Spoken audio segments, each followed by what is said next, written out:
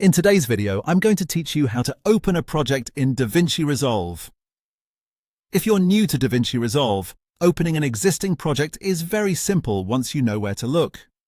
This is especially helpful if you've already created projects before and just want to jump back into your editing, color grading, or any other work you are doing. To begin, look toward the bottom right corner of the DaVinci Resolve interface. In that area, you'll find the Home button. Go ahead and click it. This takes you out of the current working interface and brings you to the Project Manager, which is where all of your saved projects are organized and displayed. Once you're in the Project Manager, you'll be able to see your projects listed on screen. This is the main place where DaVinci Resolve stores and presents the projects that are available for you to open. If you have multiple projects, take a moment to find the one you want. Depending on how your projects are organized, you may see them in a local library or another location. At the top left, you'll also notice tabs that let you switch between different project locations, such as Network or Cloud.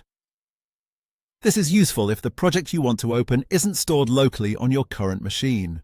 If needed, click those tabs to move between the available libraries until you find the correct project. Just make sure you're looking in the right place before trying to open anything.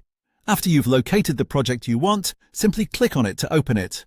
DaVinci Resolve will then load that project so you can continue working right where you left off.